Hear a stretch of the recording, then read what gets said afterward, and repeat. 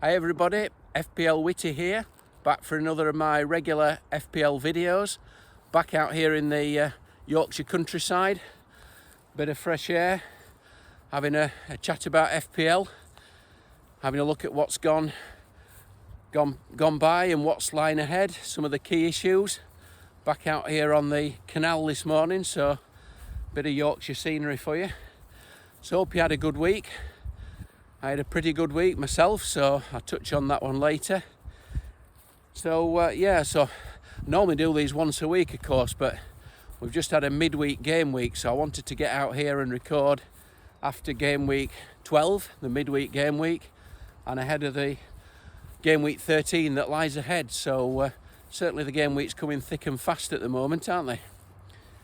And I think it's fair to say that the midweek game week just gone by was perhaps not quite as eventful as some we've had recently. Still plenty to talk about, of course, and we'll try and cram it all into the 15-minute slot that we get. But yeah, probably defences were on top this week, and really not too much of a surprise given that the top two scoring teams in the league, Manchester City and Arsenal, who occupy the top two spots as well, they were not in action. Their game against each other was postponed, of course. We'd known about that for a while, so I hope you were able to plan ahead and navigate that and avoid getting sucked into using the free hit, which I think will be a lot more valuable later in the season. So hope you had a good week. So yeah, strikers came up a bit short really this week, didn't they? And it was defenders who did the business. We had 10 clean sheets this week, so massive amount of clean sheets. Half the team's keeping a clean sheet this week. So I said last week that 6 keepers had a double figure haul. We had another 4 keepers with a double figure haul this week. So it's the keepers who are doing the business at the moment, isn't it? I had a clean sheet from Pope, but I didn't manage a double figure haul. So yeah, 10 clean sheets. Certainly goals hard to come by. So with the top 2 out of action, it was an opportunity for third place Spurs, really, wasn't it? And they fluffed their lines at Old Trafford. They went down 1-0. Fred Flintstone, the hero for United. Probably not too much of a surprise, because United now are on a bit of a good run, aren't they? Much improved team. They've beaten Liverpool, they've beaten Spurs. They're the only team to beat Arsenal. So all good for United. Apart from Ronaldo, of course, he stormed off the bench, threw his toys out the pram and headed for the dressing room before the game had finished. So I'm sure we'll hear a bit more about that, but it's not looking good for Ronaldo, is it? So yeah, blank for Harry Kane. Now that was a surprise. Of course, it was Harry's first blank since game week 1. So it had to happen sooner or later. So probably because Spurs got no penalties this week. He's had a fair few, hasn't he? Spoken as a salty non-Kane owner, of course. But yeah, so a slip up for Spurs.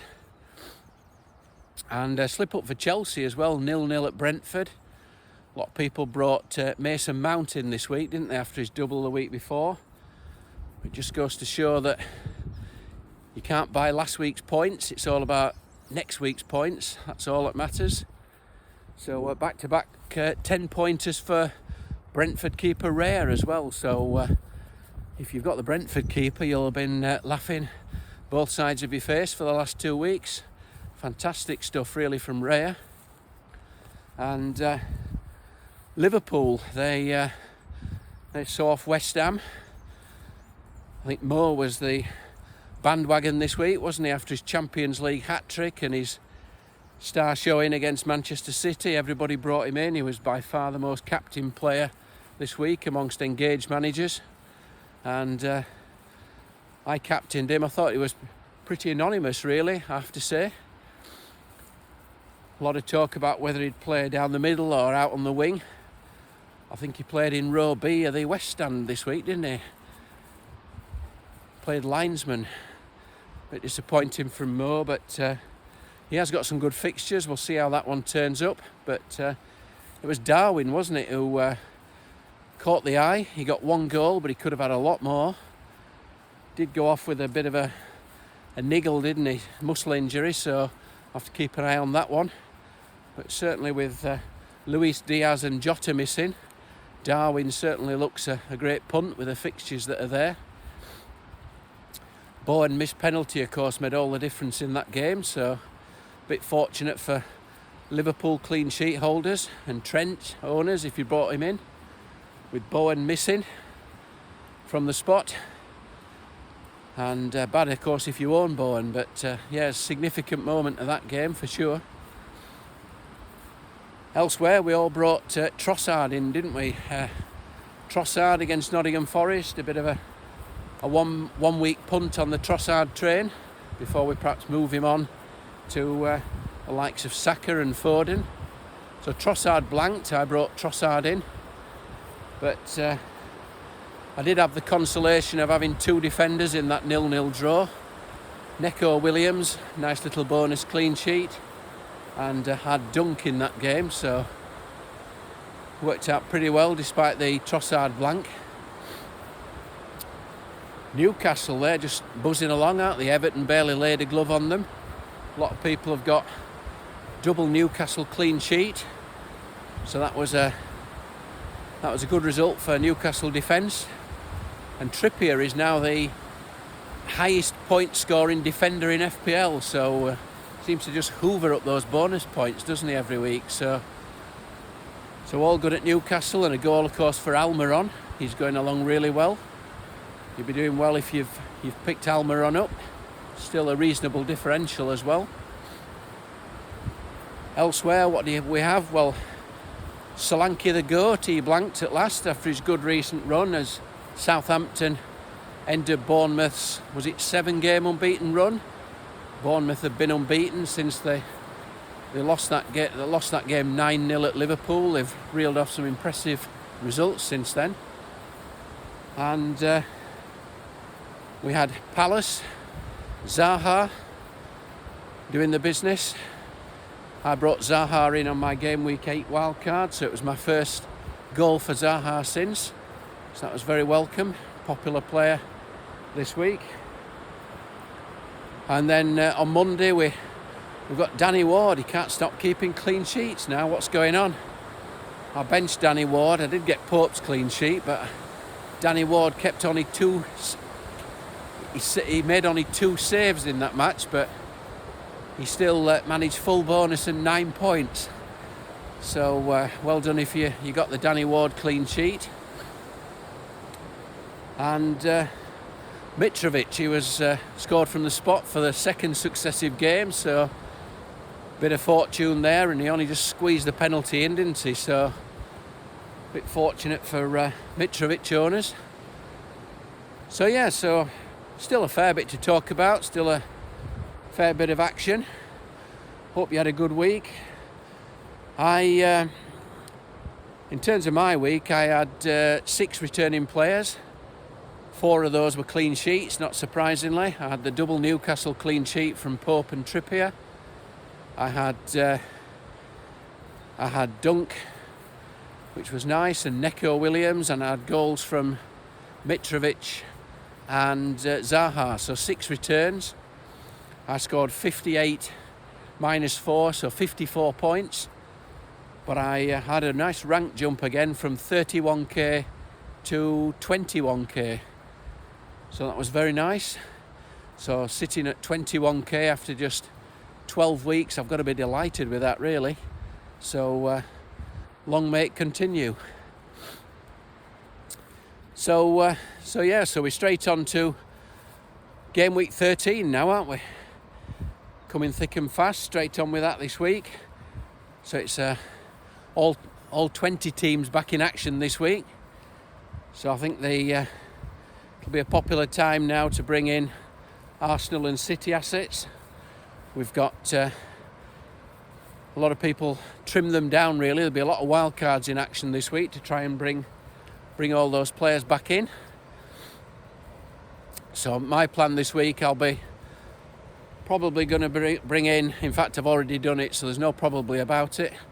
I've brought in Phil Foden, so I'm going to be tripled up on Manchester City. They've got some great fixtures coming along. I brought him in for Trossard, and then my plan will probably be to try and get a second Arsenal attacker in for when they play next week in game week 14 against Forest. So that'll be the plan. So yeah, some interesting matchups this week. We've got Manchester City against Brighton. We've got Liverpool against Forest. We've got Arsenal against Southampton, Tottenham, Newcastle. So a lot of the sort of bigger teams have got pretty good favourable fixtures.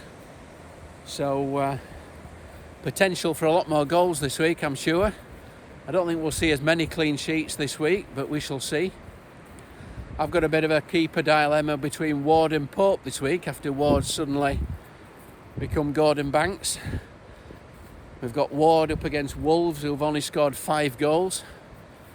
And we've got Pope up against Spurs, who've scored 22. So when you say it like that, it's a bit of a tempter for Ward. So we shall see how that one plays out. So captaincy, I think if Kane or Salah had caught fire last week, that might have given us a few questions. But I think with Haaland at home to Brighton and rested as well, I'll be firmly on Haaland this week as captain. That'll be my plan. So hope you have a good week, game week 13. Keep the faith if your team's struggling a bit at the moment. Remember now, we've only got 4 weeks up to the World Cup. Then we get a 6-week break.